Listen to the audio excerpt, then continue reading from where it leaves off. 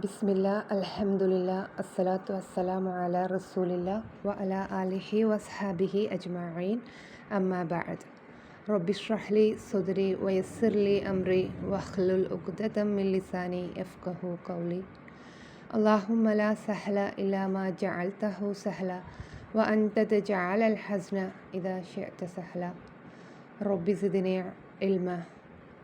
അസ്സലാമു അലൈക്കും വറഹ്മത്തുള്ളാഹി വബറകാതുഹു. പ്രിയ സഹോദരിമാരെ, സർവശക്തനായ അള്ളാഹുവിൻ്റെ മഹത്തായ അനുഗ്രഹം കൊണ്ട് നമ്മൾ വീണ്ടും ഇവിടെ ഒരുമിച്ച് കൂടിയിരിക്കുകയാണ് അല്ലേ. അൽഹംദുലില്ലാ അൽഹംദുലില്ലാ. ഇതുവരെ നമ്മൾ സൂറത്തു ഫാത്തിഹയിലെ ഔദു, ബിസ്മി, അതുപോലെ തന്നെ അൽഹംദുലില്ലാഹി റബ്ബിൽ ആലമീൻ, ഇത്രയും കാര്യങ്ങളാണ് കഴിഞ്ഞ ദിവസങ്ങളിൽ നമ്മൾ പഠിച്ചിട്ടുണ്ടായിരുന്നത്. ഇൻഷാ അല്ലാഹ് ഇന്ന് നമ്മൾ നോക്കാൻ പോകുന്നത് അർ റഹ്മാനിർ റഹീം മാലികി യൗമിദ്ദീൻ, ഈ രണ്ടായത്തുകളാണ്.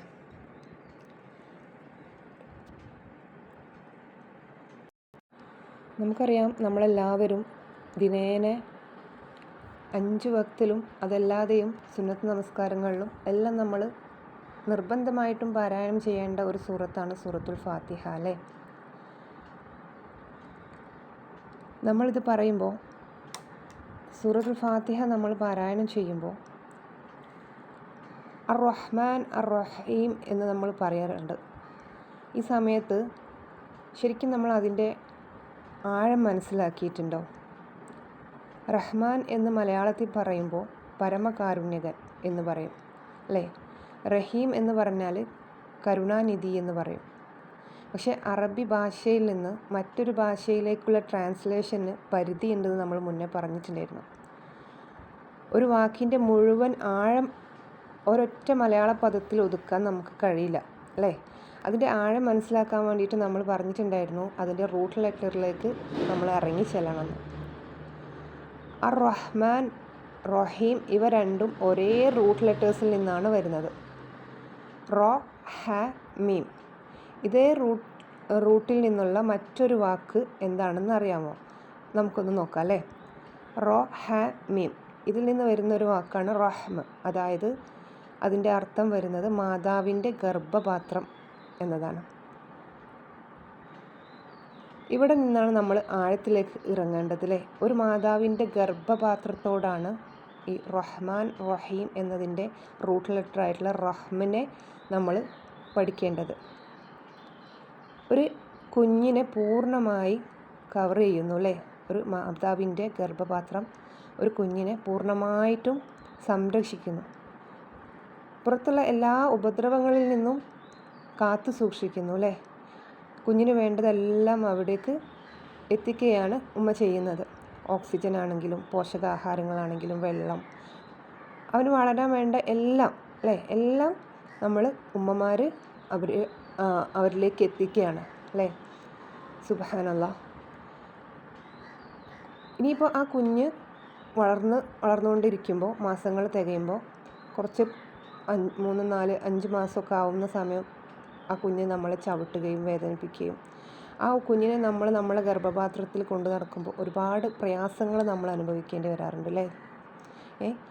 ശാരീരികമായിട്ടും മാനസികമായിട്ടും ഒക്കെ, ഛർദിയായിട്ടും വേദനകളായിട്ടും. പക്ഷേ ഇതൊന്നും നമുക്കൊരു പ്രയാസമേ അല്ല. നമ്മളെന്താക്കും, എന്നാലും നമ്മൾ വയറെവിടെയെങ്കിലും തട്ടുന്നുണ്ടോ, കുട്ടിക്ക് പ്രയാസപ്പെടുന്നുണ്ടോ, ഈ ഒരു ആവലാതിയിലായിരിക്കും. അത്രയും കെയറോട് കൂടിയായിരിക്കും നമ്മൾ ആ കുഞ്ഞിനെ കൊണ്ട് നടക്കുന്നത് അല്ലേ.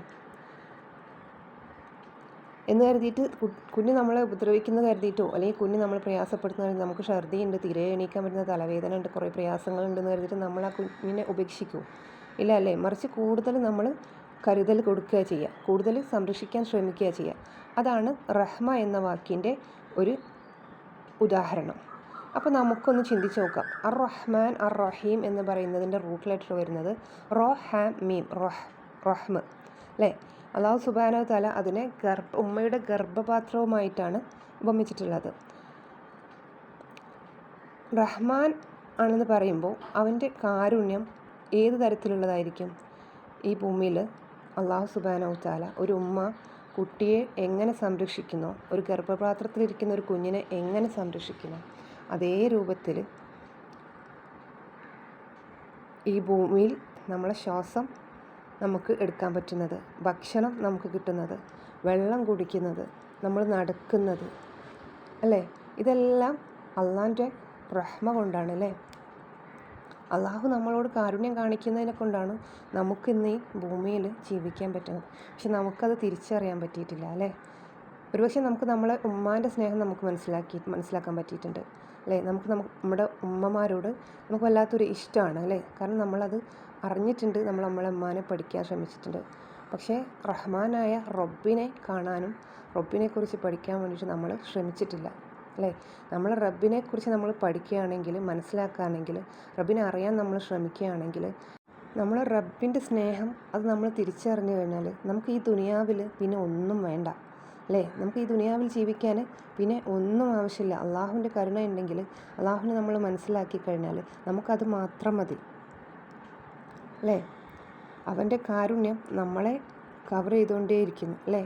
നമ്മൾ എത്രത്തോളം അനുസരണക്കേട് കാണിച്ചാലും അവൻ നമ്മളെ പൂർണ്ണമായും ഉപേക്ഷിക്കുന്നില്ല, അല്ലേ? അള്ളാഹു നമ്മളെ പൂർണ്ണമായിട്ടും ഉപേക്ഷിക്കുന്നില്ല, അല്ലേ? ഒരു ഉമ്മ മക്കൾ എത്ര തെറ്റ് ചെയ്താലും, എത്ര അനുസരണക്കേട് കാണിച്ചാലും ആ ഉമ്മയുടെ മനസ്സിൽ കുട്ടിനോട്, മകളായാലും മകനായാലും അത്രയും അധികം സ്നേഹം മാത്രമേ ഉണ്ടാവുള്ളൂ, അല്ലേ? അതുപോലെയാണ് അള്ളാഹു സുബ്ഹാനഹു വ തആലക്ക് നമ്മളോട്. നമ്മൾ എത്ര അനുസരണക്കേട് കാണിച്ചാലും അവൻ നമ്മെ പൂർണ്ണമായി ഉപേക്ഷിക്കില്ല. അള്ളാഹു നമ്മളോട് കാരുണ്യം ചെയ്തുകൊണ്ടേയിരിക്കും, അല്ലേ? അപ്പോൾ റഹീം എന്നാൽ വിശ്വാസികൾക്കുള്ളൊരു പ്രത്യേകമായ സ്ഥിരമായ കാരുണ്യമാണ്. അള്ളാഹുവിൻ്റെ കാരുണ്യം മാതാവിൻ്റെ ഗർഭപാത്രം പോലെ നമ്മളെ കവർ ചെയ്ത് സംരക്ഷിച്ച് പോഷിച്ച് വളർത്തുന്ന ഒന്നാണ്. അള്ളാഹു നമ്മെ ഈ നാമങ്ങളുടെ യഥാർത്ഥ ആഴം മനസ്സിലാക്കി ജീവിക്കാൻ തൗഫീഖ് നൽകി അനുഗ്രഹിക്കുമാറാവട്ടെ. അൽഹംദുലില്ലാഹ്, ഈ അർ റഹ്മാൻ അർ റഹീം എന്നതിനെക്കുറിച്ച് നമ്മൾ കഴിഞ്ഞ ക്ലാസ്സിൽ ബിസ്മില്ലാഹിർ റഹ്മാനിർ റഹീം എന്ന ക്ലാസ്സിൽ ഈ ഒരു റഹ്മിൻ്റെ മീനിങ്ങൊക്കെ പറയുന്നുണ്ടായിട്ടുണ്ടായിരുന്നു. അതിനെക്കുറിച്ച് കൂടുതലായിട്ട് നമ്മൾ ആ ക്ലാസ്സിൽ കേട്ടതാണ്. എങ്കിലും ചില കാര്യങ്ങൾ ഞാനിവിടെ സൂചിപ്പിച്ചത് മാത്രം. സൂറത്തുൽ ഫാത്തിഹ തുടങ്ങുന്നത് എങ്ങനെയാണെന്നൊന്ന് നോക്കാം നമുക്ക്, അല്ലേ? അൽഹംദുലില്ലാഹി റബ്ബിൽ ആലമീൻ, അല്ലേ? അൽഹംദു ലില്ലാഹി റബ്ബിൽ ആലമീൻ. ഹംദു, എല്ലാ സ്തുതിയും ലോകങ്ങളുടെ റബ്ബായ, അല്ലേ, സർവ്വലോക രക്ഷിതാവായ അള്ളാഹുവിനാണ്, അല്ലേ? റബ്ബുൽ ആലമീൻ, ലോകങ്ങളുടെ ഉടമസ്ഥൻ, അല്ലേ? ലോകത്തിൻ്റെ ഉടമസ്ഥൻ, കൺട്രോളർ, അല്ലേ? മാനേജ് ചെയ്യുന്നവൻ, അധികാരം മുഴുവനും അള്ളാഹുവിനാണ്, അവനാണ്. ഈ സർവ്വലോക രക്ഷിതാവാണ്, അല്ലേ? ഇതെല്ലാം കൺട്രോൾ ചെയ്യുന്നത് ആരാണ്? ലോകത്തിൽ ഓരോ കാര്യങ്ങളും, ഏതൊരു കാര്യം എടുത്താലും, ഏതൊരു കുഞ്ഞു ഉറുമ്പിൻ്റെ എന്താ പറയുക, ആ ഒരു ഉറുമ്പിൻ്റെ ജീവൻ പോലും നമുക്ക്, അല്ലേ, മാനേജ് ചെയ്യുന്നത് ആരാണ്? ഇതിൻ്റെ എല്ലാം ഈ സർവ്വലോക രക്ഷിതാവായ അള്ളാഹു ആണ്, അല്ലേ? ഈ ലോകത്തിൻ്റെ മുഴുവൻ അധികാരവും ആർക്കാണ്? അള്ളാഹുവിനാണ്. ഇവിടെ ആരൊക്കെ ജീവിക്കണം, എപ്പോഴൊക്കെ ജനിക്കണം, എപ്പോഴൊക്കെ മരിക്കണം, അല്ലേ? ഇവിടെ ആർക്കൊക്കെ എന്തൊക്കെ പ്രയാസങ്ങൾ ഉണ്ടാവണം, ആർക്കൊക്കെ എത്രയൊക്കെ അനുഗ്രഹങ്ങൾ ഉണ്ടാവണം, ഇതൊക്കെ തീരുമാനിക്കുന്നത് ആരാ? അള്ളാഹു ആണല്ലേ? ഈ സർവ്വ ലോക രക്ഷിതാവ് എന്ന് പറയുമ്പോൾ ഈ പ്രപഞ്ചത്തിലുള്ള എല്ലാ കണികകളും സൃഷ്ടിച്ചിട്ടുള്ള, എന്താ പറയുക, പക്ഷി മൃഗാദികളും മനുഷ്യരും, എന്താ പറയുക, കൃഷിയും കടലും മഴയും വെയിലും സൂര്യനും ചന്ദ്രനും, ഇങ്ങനെ ഒന്നൊന്നൊന്നായി നമ്മൾ നോക്കുകയാണെങ്കിൽ ഇതിനെല്ലാം സൃഷ്ടിച്ചിട്ടുള്ള അള്ളാഹുവിനെ കുറിച്ച് നമ്മൾ ചിന്തിക്കുകയാണെങ്കിൽ നമുക്കൊരു വല്ലാത്തൊരു ഭയം തോന്നും, ഒരു വിസ്മയം തോന്നും, അല്ലെങ്കിൽ ഒരു അതിരില്ലാത്തൊരു എന്താ പറയുക, മഹത്വബോധം തോന്നില്ലേ അള്ളാഹുവിനെക്കുറിച്ച്? കാരണം അധികാരത്തിലുള്ള ഒരാളെപ്പറ്റി നമ്മൾ ചിന്തിക്കുമ്പോൾ മനസ്സിലേക്ക് വരുന്നത് എന്താണ്, അല്ലേ? അവരുടെ പവർ, അല്ലെങ്കിൽ അവരുടെ ശിക്ഷ, അല്ലെങ്കിൽ കൺട്രോളർ, ഒരു രാജ്യത്തിൻ്റെ ഭരണാധികാരി എന്നൊക്കെ പറഞ്ഞാൽ നമ്മൾ ആദ്യം ചിന്തിക്കുന്നത് അവരുടെ അധികാരമാണ്, അല്ലേ? പക്ഷേ അള്ളാഹു റബ്ബുൽ ആലമീൻ എന്ന് പറഞ്ഞതിന് പിന്നാലെയാണ് എന്ത് പറയുന്നത്? അർ റഹ്മാനുർ റഹീം, അല്ലേ? അള്ളാഹുവിന് ഇത്രയെല്ലാം എന്താ പറയുക, അധികാരവും പവറും കൺട്രോളറും ഒക്കെയാണ്. അള്ളാഹുക്ക് ശിക്ഷിക്കാനും അതുപോലെ അള്ളാഹുക്ക് നമുക്ക് അനുഗ്രഹങ്ങൾ തരാൻ എല്ലാ കഴിവും അള്ളാഹുവിനുണ്ട്. പക്ഷേ അതോടൊപ്പം തന്നെ അള്ളാഹു സുബ്ഹാനഹു വ തആല അതിനുശേഷം പറയുന്നത് എന്താണ്? അർ റഹ്മാൻ അർ റഹീം, അല്ലേ? സുബ്ഹാനല്ലാഹ്, നമ്മളുടെ ഉള്ളിൽ ഇത്രയും ഭയവും വിസ്മയവും നിറച്ച ശേഷം അള്ളാഹു നമ്മളോട് പറയുന്നത് എന്താണ്? ഞാൻ റബ്ബാണ്, അല്ലേ? പക്ഷേ ഞാൻ അതേ സമയം റഹ്മാനും റഹീമുമാണ് അല്ലേ. റഹ്മാനും റഹീമുമാണ്. എനിക്ക് പവറുണ്ട്, എനിക്ക് കൺട്രോൾ ഉണ്ട്, പക്ഷേ ഞാൻ വെറും ശിക്ഷിക്കുന്ന അധികാരിയല്ല അല്ലേ. ഞാൻ അനന്തമായിട്ടുള്ള കരുണയുള്ളവനാണ് അല്ലേ. നമുക്കിത് മനുഷ്യരുമായിട്ട് താരതമ്യം ചെയ്യുകയാണെങ്കിൽ എങ്ങനെ ഉണ്ടാവും?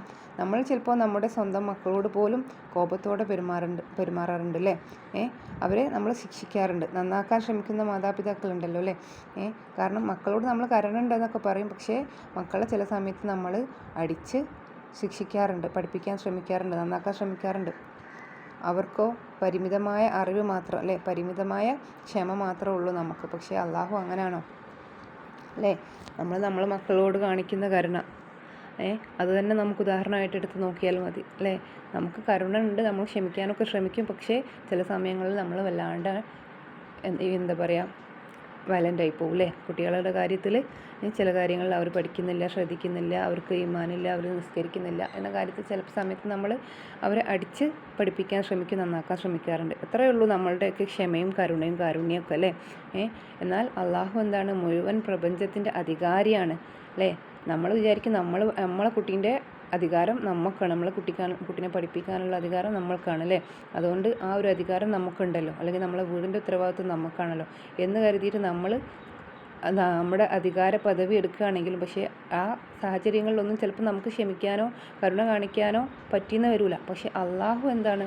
അള്ളാഹു ഈ മുഴുവൻ പ്രപഞ്ചത്തിൻ്റെ അധികാരിയാണ് അല്ലേ. എല്ലാത്തിൻ്റെയും പവർ ആർക്കാണ്? അള്ളാഹുവിനാണ്. എല്ലാത്തിൻ്റെയും കൺട്രോൾ ആരാണ്? അള്ളാഹു ആണ് അല്ലേ. എന്നിട്ടും അവനെ തന്നെ പരിചയപ്പെടുത്തുകയാണ്. എന്താണ്? ഞാൻ റഹ്മാനാണ്, റഹീമാണ് അല്ലേ. സുബ്ഹാനല്ലാഹ്.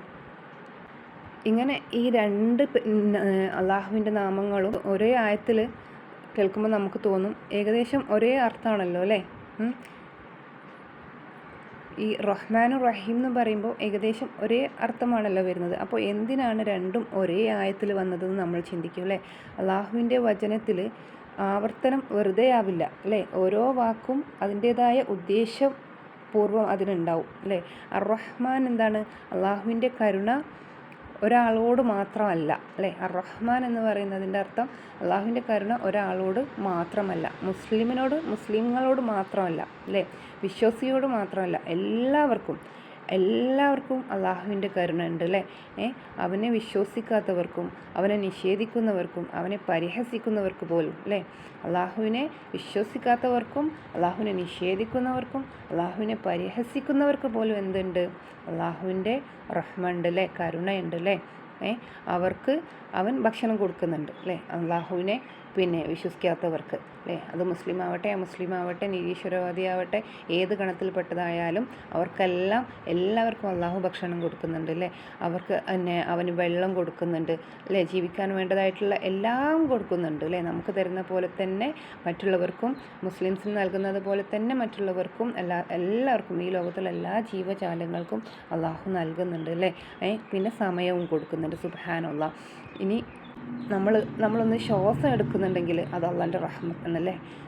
അള്ളാഹു റഹ്മാനായതുകൊണ്ടാണല്ലേ നമുക്ക് ഈ ശ്വാസം എടുക്കാൻ പറ്റുന്നത് അല്ലേ. നമ്മൾ ഭക്ഷണം കഴിക്കുന്നത് അള്ളാഹു റഹ്മാനായതുകൊണ്ടാണല്ലേ. ഇന്ന് നമുക്ക് ഈ ഒരു ക്ലാസ് അറ്റൻഡ് ചെയ്യാനും ഇത് കേൾക്കാനും അള്ളാഹിനെ കുറിച്ച് അറിയാനും അള്ളാഹിൻ്റെ ഈ മഹത്തായിട്ടുള്ള നാമങ്ങൾ റഹ്മാനും റഹീമിനെ കുറിച്ച് അറിയാനും അള്ളാഹിനെ മനസ്സിലാക്കാനുള്ള ഒരു അവസരം കിട്ടിയതും അള്ളാഹ് നമുക്ക് തന്നൊരു റഹ്മയാണല്ലേ അല്ലേ. ചിന്തിച്ചിട്ടുണ്ടോ? അള്ളാഹു നമ്മളുടെ പാപങ്ങൾക്കനുസരിച്ച് അള്ളാഹു ഉടനടി നമ്മളെ ശിക്ഷിച്ചിരുന്നെങ്കിൽ നമ്മൾ ഇവിടെ ഇങ്ങനെ ഇരിക്കുമായിരുന്നോ അല്ലേ. ഈ ഭൂമിയിൽ ഒരു മണിക്കൂർ പോലും നിലനിൽക്കുമായിരുന്നോ അല്ലേ. പക്ഷേ അവൻ റബ്ബാണ്, അതോടൊപ്പം റഹ്മാനുമാണ് അല്ലേ. സൂറ അൽ ഫാത്തിഹയിൽ അള്ളാഹു സുബ്ഹാനഹു തആല നമ്മളെ പരിചയപ്പെടുത്തിയത് നമുക്കെല്ലാവർക്കും സാന്ത്വനമേകുന്ന രണ്ട് നാമങ്ങളാണല്ലേ, റഹ്മാൻ റഹീം. ഈ വാക്കുകൾ നമ്മുടെ ജീവിതത്തിൽ എത്രയോ തവണ നമ്മൾ ഉച്ചരിച്ചിട്ടുണ്ടാവും, പക്ഷേ ഒരിക്കലും നമുക്കതിൻ്റെ ആയം മനസ്സിലാക്കാനായിട്ട് സാധിച്ചിട്ടില്ല അല്ലേ. അള്ളാഹു ആദ്യം നമ്മളോട് പറഞ്ഞത് അൽഹംദുലില്ലാഹി റബ്ബിൽ ആലമീൻ എന്നാണല്ലേ. അവന് സർവ്വ ലോകങ്ങളുടെയും രക്ഷിതാവാണല്ലേ, റബ്ബാണല്ലേ, നമ്മളെല്ലാം സൃഷ്ടിച്ചവനാണല്ലേ, നമ്മളെ വളർത്തുന്നവനാണ്, നമ്മളെ നേർവഴിക്ക് നയിക്കുന്നവനാണ്. എന്നാൽ അതിന് പിന്നാലെ തന്നെ അള്ളാഹു നമ്മളെ ഓർമ്മപ്പെടുത്തിയത് അവൻ വെറും റബ്ബ് മാത്രമല്ല, അവൻ റഹ്മാനാണ്, റഹീമും കൂടിയാണെന്നാണല്ലേ. ജീവിതത്തിൽ നമ്മൾ എത്രയൊക്കെ എത്രയൊക്കെ മോശം അവസ്ഥയിലൂടെ കടന്നു പോയിട്ടുണ്ടാവും അല്ലേ. ചിലപ്പോൾ നമുക്ക് തോന്നും ഞാൻ തെറ്റ് ചെയ്തു പോയി, ഞാൻ വീണു പോയി അല്ലേ, അല്ലെങ്കിൽ ഞാൻ തീരുമാനിച്ച കാര്യങ്ങൾ ഒന്നും എനിക്ക് പാലിക്കാനായിട്ട് പറ്റിയിട്ടില്ല അല്ലേ, അള്ളാഹുവിന് കൊടുത്ത വാക്കുകളൊന്നും പാലിക്കാനായിട്ട് എനിക്ക് കഴിഞ്ഞിട്ടില്ലല്ലോ. അങ്ങനെയൊക്കെ ചിലപ്പോൾ നമ്മുടെ ഇബാദത്തിൽ സ്ഥിരത വരാതിരിക്കുമ്പോഴൊക്കെ നമുക്ക് നമ്മളെ മനസ്സിലൊരു ഭാരം വരും അല്ലേ. ഒരു ഭാരം നമുക്ക് ഫീൽ ചെയ്യും. ചിലപ്പോൾ നമ്മളെ മക്കളെക്കുറിച്ച് നമുക്ക് വിഷമം ഉണ്ടാവും. ചില സമയത്ത് ദുആ ചെയ്തിട്ടും ഉത്തരം കിട്ടാത്ത പോലെ തോന്നും. അങ്ങനെ വരുമ്പോൾ മനുഷ്യൻ്റെ ഉള്ളിലൊരു ഒരു ചെറിയൊരു ശബ്ദം ഉയരും. അതെന്താണ്? എനിക്കിനി പ്രതീക്ഷയുണ്ടോ അല്ലേ, എനിക്ക് പ്രതീക്ഷയ്ക്ക് വകയുണ്ടോ. അവിടെ തന്നെയാണ് അർ-റഹ്മാൻ അർ-റഹീം എന്ന വാക്കുകൾ നമ്മളെ ഹൃദയത്തെ പിടിച്ചു നിർത്തുന്നത്. അർ-റഹ്മാൻ അതായത് എല്ലാവർക്കും കാരുണ്യം ചെയ്യുന്നവൻ അല്ലേ. എല്ലാവർക്കും കാരുണ്യം പകരുന്നവനാണ് ആര്? അള്ളാഹു സുബ്ഹാനഹു തആല. നമ്മൾ പാപിയാണോ, ദുർബലനാണോ, വീണുപോയവനാണോ എന്നതിനെ നോക്കാതെ ജീവിക്കാൻ നമുക്ക് അവസരം തന്നുകൊണ്ടേയിരിക്കുന്നവരല്ലേ, നമുക്ക് സമയം തന്നുകൊണ്ടേയിരിക്കുകയാണല്ലേ റബ്ബ്. അർ-റഹീം എന്ന് പറയുന്നത് നമ്മൾ പറഞ്ഞു, അർ-റഹ്മാൻ ഈ ദുനിയാവിൽ എല്ലാവർക്കും ഒരുപോലെ അള്ളാഹു കാരുണ്യം നൽകുന്നുണ്ട്, എല്ലാവരോടും ഒരുപോലെ കാരുണ്യം കാണിക്കുന്നവനാണ് അല്ലേ. എന്നാൽ അർ-റഹീം എന്ന് പറയുന്നത് അത് ഒരു പ്രത്യേകമായിട്ടുള്ള കരുണയാണ്. അത് അള്ളാഹു വിശ്വാസികൾക്ക് മാത്രമേ നൽകുകയുള്ളൂ. സൂറ അൽ ഫാത്തിഹയിൽ അള്ളാഹു സുബ്ഹാനഹു തആല നമ്മളെ പരിചയപ്പെടുത്തിയത് നമുക്കെല്ലാവർക്കും സാന്ത്വനമേകുന്ന 2 നാമങ്ങളാണ് അല്ലേ, അർ-റഹ്മാൻ അർ-റഹീം. ഈ വാക്കുകൾ നമ്മുടെ ജീവിതത്തിൽ എത്രയോ തവണ നമ്മൾ ഉച്ചരിച്ചിട്ടുണ്ടാവും. പക്ഷേ ഒരിക്കലും നമുക്കതിൻ്റെ ആഴം മനസ്സിലാക്കാനായിട്ട് സാധിച്ചിട്ടില്ല അല്ലേ. അള്ളാഹു ആദ്യം നമ്മളോട് പറഞ്ഞത് അൽഹംദുലില്ലാഹി റബ്ബിൽ ആലമീൻ എന്നാണ് അല്ലേ. അവന് സർവ്വ ലോകങ്ങളുടെയും രക്ഷിതാവാണല്ലേ, റബ്ബാണല്ലേ, നമ്മളെല്ലാം സൃഷ്ടിച്ചവനാണല്ലേ, നമ്മളെ വളർത്തുന്നവനാണ്, നമ്മളെ നേർവഴിക്ക് നയിക്കുന്നവനാണ്. എന്നാൽ അതിന് പിന്നാലെ തന്നെ അള്ളാഹു നമ്മളെ ഓർമ്മപ്പെടുത്തിയത് അവൻ വെറും റബ്ബ് മാത്രമല്ല, അവൻ റഹ്മാനാണ്, റഹീമും കൂടിയാണെന്നാണല്ലേ. ജീവിതത്തിൽ നമ്മൾ എത്രയൊക്കെ മോശം അവസ്ഥയിലൂടെ കടന്നു പോയിട്ടുണ്ടാവും അല്ലേ. ചിലപ്പോൾ നമുക്ക് തോന്നും ഞാൻ തെറ്റ് ചെയ്തു പോയി, ഞാൻ വീണു പോയി അല്ലേ, അല്ലെങ്കിൽ ഞാൻ തീരുമാനിച്ച കാര്യങ്ങൾ ഒന്നും എനിക്ക് പാലിക്കാനായിട്ട് പറ്റിയിട്ടില്ല അല്ലേ, അള്ളാഹുവിന് കൊടുത്ത വാക്കുകളൊന്നും പാലിക്കാനായിട്ട് എനിക്ക് കഴിഞ്ഞിട്ടില്ലല്ലോ. അങ്ങനെയൊക്കെ ചിലപ്പോൾ നമ്മുടെ ഇബാദത്തിൽ സ്ഥിരത വരാതിരിക്കുമ്പോഴൊക്കെ നമുക്ക് നമ്മളെ മനസ്സിലൊരു ഭാരം വരും അല്ലേ.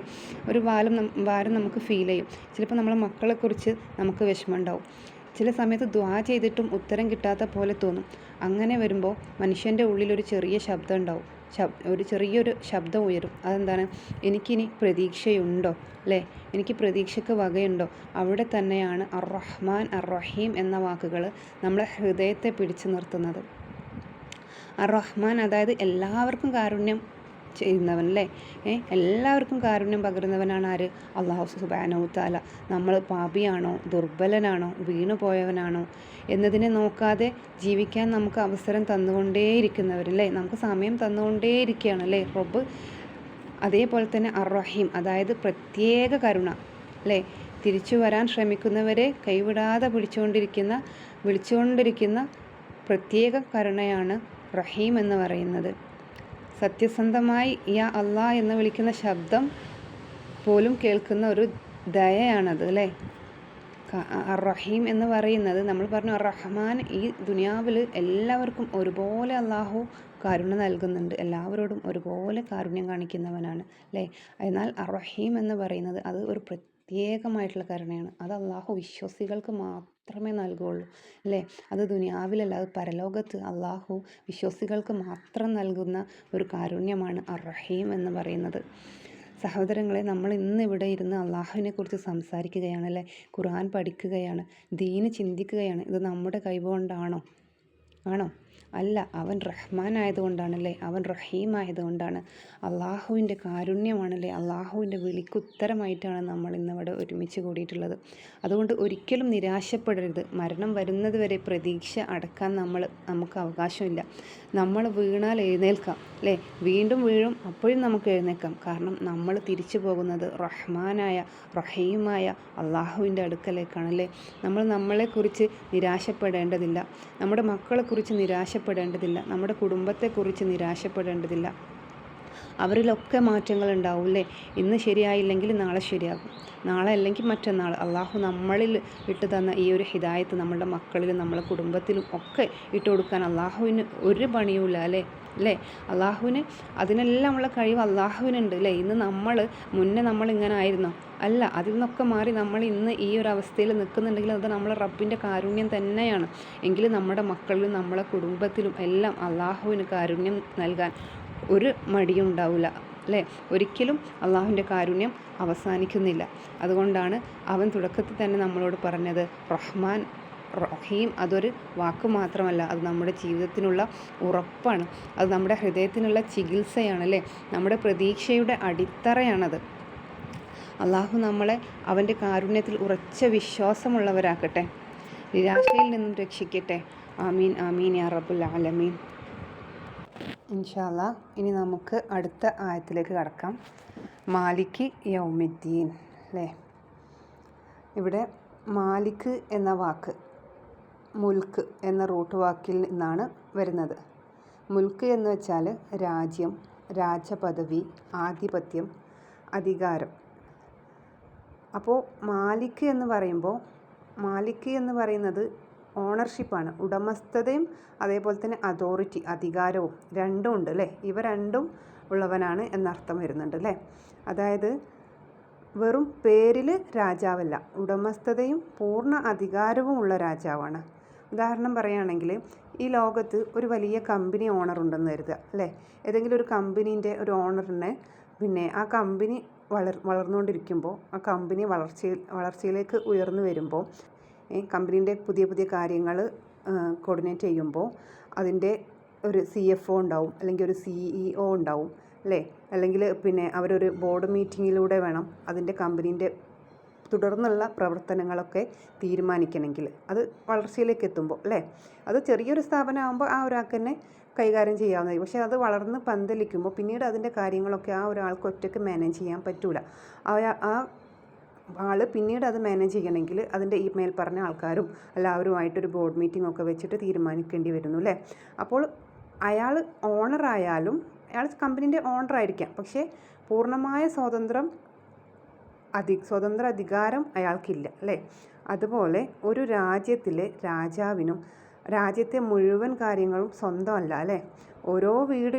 രാജ്യത്തുള്ള ഓരോ വീടുകളും വേറെ വേറെ ഉടമസ്ഥരാണ് അല്ലേ? പക്ഷേ രാജാവിന് ആ വീടിൻ്റെ ഒക്കെ അധികാരമുണ്ടോ? ഇല്ല അല്ലേ? രാജ്യത്തിൻ്റെ അധികാരം അയാൾക്കുണ്ട്, പക്ഷേ ആ രാജ്യത്തിലെ ഓരോ വീടുകളുടെ അധികാരം വേറെ വേറെ ഉടമസ്ഥർക്കാണ് അല്ലേ? പക്ഷേ അള്ളാഹു മാലിക് എന്ന് പറയുമ്പോൾ സമ്പൂർണ്ണ ഉടമസ്ഥതയും സമ്പൂർണ്ണ അധികാരവും ഉള്ളവൻ അല്ലേ? ഇത് രണ്ടും ഉൾപ്പെട്ടതാണ് മാലിക് അല്ലേ? സുബ്ഹാനല്ലാഹ്. അതേപോലെ തന്നെ യൗമ എന്ന വാക്കിൻ്റെ അർത്ഥം ഒരു ദിവസം എന്നാണ്. പക്ഷേ അത് എല്ലായ്പ്പോഴും 24 മണിക്കൂർ ആയിരിക്കണമെന്നില്ല അല്ലേ? ഭൂമിയിൽ നമുക്കറിയാം 24 മണിക്കൂറാണ്. മറ്റൊരു ഗ്രഹത്തിൽ വേറെ ഒന്നായിരിക്കും, കുറച്ചും കൂടി ദൈർഘ്യം കൂടിയിട്ടുണ്ടാവും അല്ലെങ്കിൽ കുറഞ്ഞിട്ടുണ്ടാവും അല്ലേ? പക്ഷേ ആഖിറത്തിൽ വർഷങ്ങൾ പോലെ ദൈർഘ്യമുള്ളതായി ഹദീസുകളിൽ പറയുന്നുണ്ട്. അതായത് യൗമ് എന്നത് ഒരു കാലഘട്ടം എന്ന അർത്ഥത്തിലും വരാം. നെക്സ്റ്റ് യൗമുദ്ദീൻ അല്ലേ? എന്നതിലെ ദീൻ എന്ന വാക്കിൻ്റെ റൂട്ട് ലെറ്റേഴ്സ് ദാൽ, യാ, നൂൻ. ദാൻ എന്ന ക്രിയയിൽ നിന്നാണ് ദാൻ എന്ന വാക്കിൽ നിന്നാണ് ഇത് വന്നിട്ടുള്ളത്. പ്രതിഫലം നൽകുക, പകരം നൽകുക, കണക്ക് ചോദിക്കുക എന്നൊക്കെയാണ് ഇതിൻ്റെ അർത്ഥം വരുന്നത്. അതുകൊണ്ട് യൗമുദ്ദീൻ എന്നത് പ്രതിഫലം നൽകുന്ന ദിവസം, കണക്കെടുപ്പ് നടക്കുന്ന ദിവസം അല്ലേ? ചെയ്ത പ്രവൃത്തിക്ക് പകരം ലഭിക്കുന്ന ദിവസം എന്നൊക്കെ അർത്ഥം വരുന്നുണ്ട്. ഇൻഷാ അല്ലാഹ് ഇനി നമുക്ക് മാലിക് യൗമുദ്ദീൻ്റെ ഒരു വിശദീകരണത്തിലേക്ക് കടക്കാം അല്ലേ? വേർഡ് മീനിങ്സ് ആണ് ഇതുവരെ പറഞ്ഞത്. ഇൻഷാ അല്ലാഹ് നമുക്കതിൻ്റെ വിശദീകരണം നോക്കാം. മാലിക് യൗമുദ്ദീൻ പ്രതിഫല ദിവസത്തിൻ്റെ ഉടമസ്ഥൻ, വിധി നിർണയ ദിവസത്തിൻ്റെ പരമാധികാരി.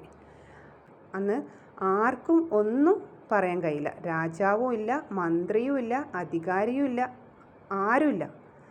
അവൻ മാത്രമാണ് മാലിക്. ആരാണ്? അള്ളാഹു സുബ്ഹാനഹു തആല അല്ലേ?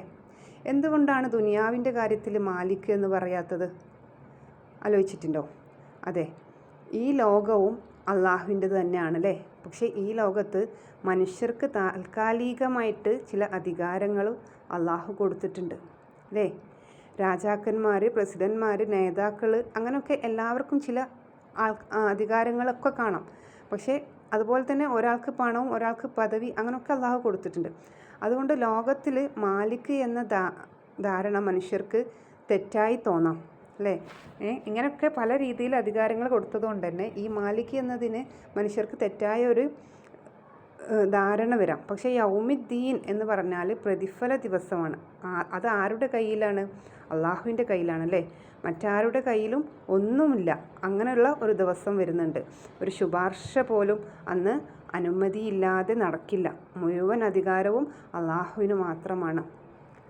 അതുകൊണ്ടാണ് കരുണ പറഞ്ഞതിന് പിന്നാലെ അല്ലേ, അള്ളാഹുവിൻ്റെ കാരുണ്യം പറഞ്ഞതിന് പിന്നാലെ തന്നെ വിധി ദിവസം അള്ളാഹു നമ്മെ ഓർമ്മിപ്പിക്കുന്നത് അല്ലേ. റഹ്മാൻ റഹീം എന്ന് പറഞ്ഞിട്ട് അള്ളാഹുവിൻ്റെ കാരുണ്യത്തെക്കുറിച്ച് പറഞ്ഞിട്ട് ആ കാരുണ്യത്തിൽ നമ്മൾ വഴിതെറ്റി പോവാതിരിക്കാൻ വേണ്ടിയിട്ടാണ് തൊട്ട് പിന്നാലെ തന്നെ അള്ളാഹു സുബ്ഹാനഹു തആല വിധി ദിവസത്തെപ്പറ്റി അല്ലേ, വിധി ദിനത്തെപ്പറ്റി നമ്മളെ ഓർമ്മിപ്പിച്ചത് അല്ലേ.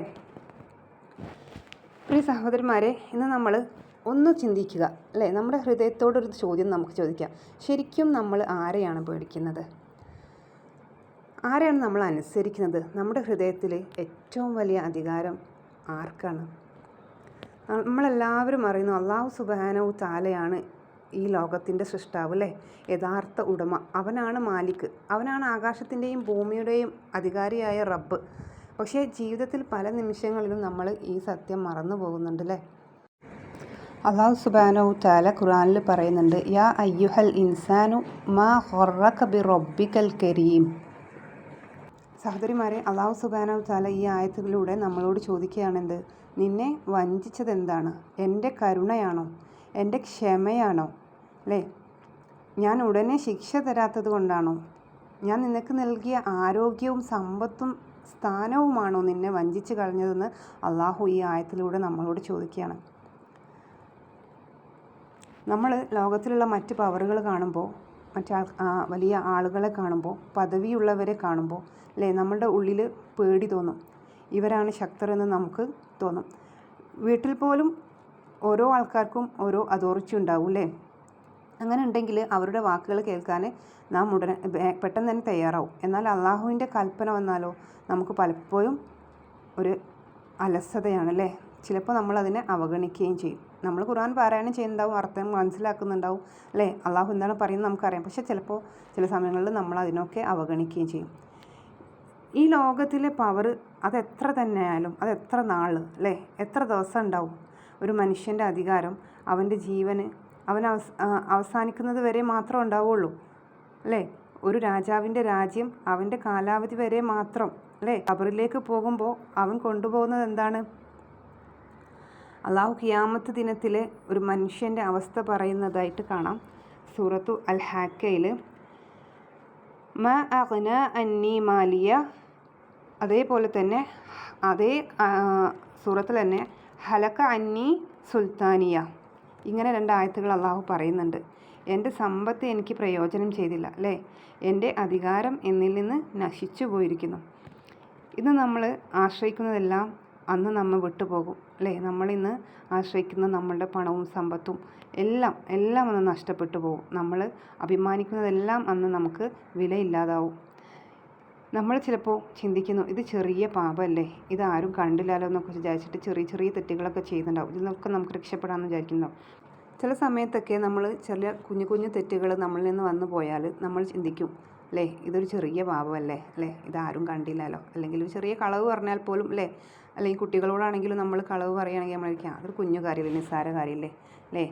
പക്ഷേ ഇതിൽ നിന്നെല്ലാം നമ്മൾ രക്ഷപ്പെടാമെന്ന് നമ്മൾ വിചാരിക്കും. പക്ഷേ അള്ളാഹു ചോദിക്കുന്നുണ്ട് സൂറ അൽ ഖിയാമയിൽ, അയഹ്സബുൽ ഇൻസാനു അൻ യുത്രക സുദ, മനുഷ്യൻ കരുതുന്നുവോ അവനെ വെറുതെ വിട്ടയക്കപ്പെടുമെന്ന് അല്ലേ.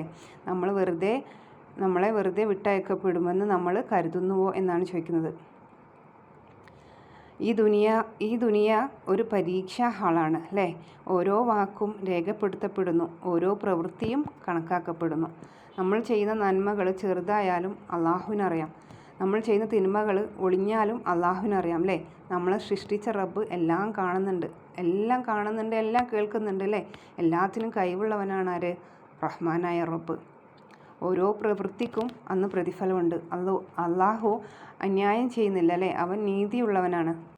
ഇവിടെ നമ്മൾ പറയുന്നത് മാലിക് യൗമിദ്ദീനാണല്ലേ, പ്രതിഫലത്തിൻ്റെ ഉടമ. അള്ളാഹുവിന് പവർ എപ്പോഴും ഉണ്ട്, പക്ഷേ ഖിയാമത്ത് ദിവസവും ആ പവർ മുഴുവൻ വെളിവാകും അല്ലേ. അന്ന്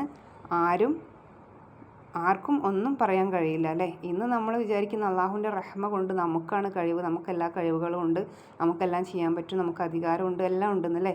പക്ഷേ അള്ളാഹുവിൻ്റെ മുഴുവൻ പവറും വെളിവാകുന്നത് എന്നാണ്? ഖിയാമത്ത് നാളിലാണല്ലേ. അന്ന് അവന് മാത്രമേ എല്ലാറ്റിനും കഴിവുള്ളവനായി അവൻ മാത്രമേ ഉള്ളൂ അല്ലേ. അന്ന് ബന്ധങ്ങളും സമ്പത്തും സ്ഥാനവും ഒന്നും നമ്മെ സഹായിക്കില്ല, നമ്മുടെ സഹോദരങ്ങളോ. ആ ദിവസം നമ്മൾ ഒറ്റയ്ക്ക് നിൽക്കേണ്ടി വരും അല്ലേ. ഉമ്മയും ഉപ്പയും ആർക്കും നമ്മളെ രക്ഷിക്കാനാവില്ല. നമ്മുടെ ഈമാനും നമ്മുടെ സൽപ്രവൃത്തികളും മാത്രമാണ് നമ്മുടെ കൂടെ ഉണ്ടാവുക. അല്ലാഹു സുബ്ഹാനഹു വ തആല നമ്മളെ ഓർമ്മിപ്പിക്കുന്നുണ്ട്, നിങ്ങൾ ചെയ്യുന്ന ഓരോ കാര്യത്തിനും നിങ്ങൾക്ക് ഉത്തരം പറയേണ്ടി വരും, നിങ്ങൾ ചെലവഴിക്കുന്ന ഓരോ നിമിഷത്തിനും നിങ്ങൾക്ക് കണക്ക് കൊടുക്കേണ്ടി വരും. സുബ്ഹാനല്ലാഹ്. അതുകൊണ്ട് നമുക്ക് നമ്മളോട് തന്നെ ചോദിക്കാം, ഞാൻ ആരെയാണ് യഥാർത്ഥത്തിൽ പേടിക്കുന്നത്? മനുഷ്യരെയോ അതോ അള്ളാഹുവിനെയോ? ഓരോ കാര്യങ്ങളും ഓരോ സെക്കൻഡിൽ നമ്മൾ എന്ത് ചെയ്യുമ്പോഴും എൻ്റെ റബ്ബ് എന്നെ കാണുന്നുണ്ട് അല്ലേ. എൻ്റെ ജീവിതത്തിൽ ഓരോ തീരുമാനം എടുക്കുമ്പോഴും ഈ ചിന്ത നമുക്കുണ്ടാവണം അല്ലേ. അല്ലാഹു സുബ്ഹാനഹു തആല നമ്മളെ അവനെ യഥാർത്ഥത്തിൽ പേടിക്കുന്നവരുടെ ഉൾപ്പെടുത്തുമാറാവട്ടെ. ഖിയാമത്ത് ദിവസം അവൻ്റെ കരുണയിൽ നമ്മെയും ഉൾപ്പെടുത്തുമാറാവട്ടെ. അതേപോലെ തന്നെ സൂറ അൻ-നബയിൽ 38-ാമത്തെ ആയത്തിൽ അല്ലാഹു സുബ്ഹാനഹു വ തആല പറയുന്നുണ്ട്, യൗമ യഖൂമു റൂഹു വൽ മലായികത്തു സഫ ലാ യതകല്ലമൂന ഇല്ലാ മൻ അദിന ലഹുർ റഹ്മാനു വഖാല സവാബ അല്ലേ. ഒരു നിശബ്ദ ദിനം അല്ലേ. അന്ന് റൂഹും മലക്കുകളും എല്ലാം നിരനിരയായി നിൽക്കൂലേ. ആരും സംസാരിക്കുകയില്ല അല്ലേ. അനുമതി ലഭിക്കുന്നവനും അള്ളാഹുവിൻ്റെ അനുമതി ലഭിക്കുന്നവനും സത്യം പറയുന്നവനും മാത്രമേ അന്ന് സംസാരിക്കുകയുള്ളൂ. ഇതാണ് ആ ദിവസത്തിൻ്റെ ഭീകരമായ മഹത്വം അല്ലേ. ആ ദിവസം ഒരേയൊരു അധികാരം മാത്രമേ ഉള്ളൂ. അതാരാണ്?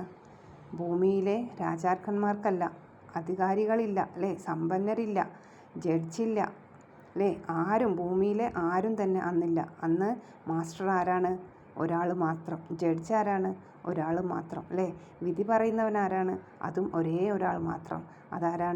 അതാണ് അല്ലാഹു സുബ്ഹാനഹു തആല അല്ലേ. അതുകൊണ്ടാണ് നമ്മൾ സൂറത്തുൽ ഫാത്തിഹയിൽ പറയുന്നത് അൽഹംദുലില്ലാഹി റബ്ബിൽ ആലമീൻ അർറഹ്മാനിർ റഹീം മാലിക് യൗമിദ്ദീൻ അല്ലേ.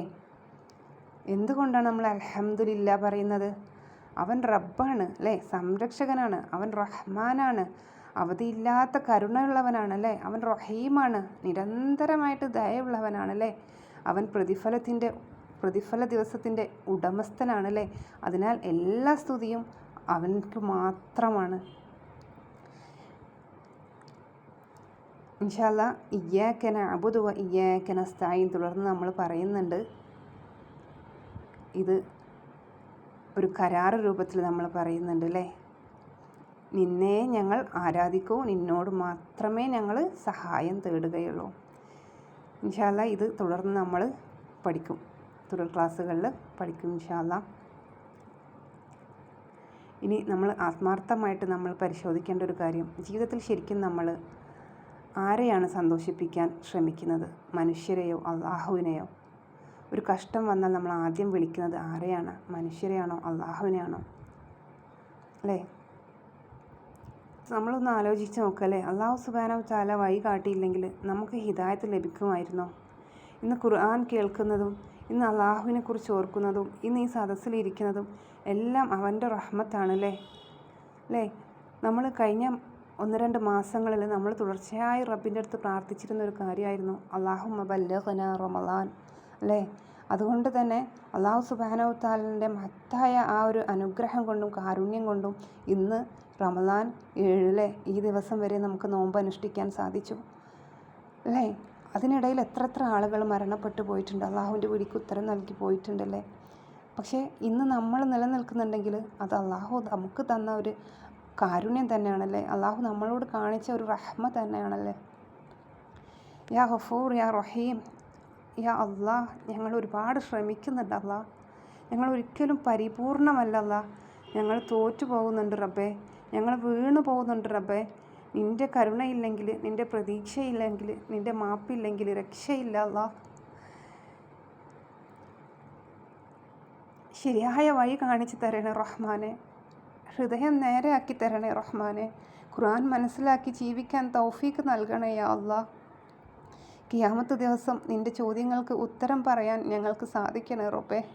നിൻ്റെ അർഷിൻ്റെ തണൽ ഞങ്ങൾക്ക് ലഭിക്കണേ റബ്ബേ. വലത് കയ്യിൽ പുസ്തകം ലഭിക്കുന്നവരുടെ കൂട്ടത്തിൽ നീ ഞങ്ങളെ ഉൾപ്പെടുത്തി അനുഗ്രഹിക്കണേ റഹ്മാനെ. അല്ലാഹു, ഞങ്ങളുടെ കുടുംബത്തിനും ഞങ്ങളുടെ മക്കൾക്കും നീ ഹിദായത്ത് നൽകണേ റബ്ബേ. ഞങ്ങളുടെ സുഹൃത്തുക്കൾക്കും മുഴുവൻ ഉമ്മത്തിനും നീ നിൻ്റെ റഹ്മത്തും നിൻ്റെ നന്മയും നിൻ്റെ ഹിദായത്തും നൽകി അനുഗ്രഹിക്കണേ റബ്ബേ. ربنا آتنا في الدنيا حسنة وفي الآخرة حسنة وقنا عذاب النار. ربنا هب لنا من أزواجنا وذرياتنا قرة أعين واجعلنا للمتقين إماما. اللهم إني أسألك الجنة وأعوذ بك من النار. اللهم إني أسألك الجنة وأعوذ بك من النار. اللهم إني أسألك الجنة وأعوذ بك من النار. ربنا تقبل منا إنك أنت السميع العليم وتب علينا إنك أنت التواب الرحيم. سبحانك اللهم وبحمدك أشهد أن لا إله إلا أنت أستغفرك وأتوب إليك. لا إله إلا أنت سبحانك إنا كنا من الظالمين. وآخر دعوانا أن الحمد لله رب العالمين. السلام عليكم ورحمة الله وبركاته.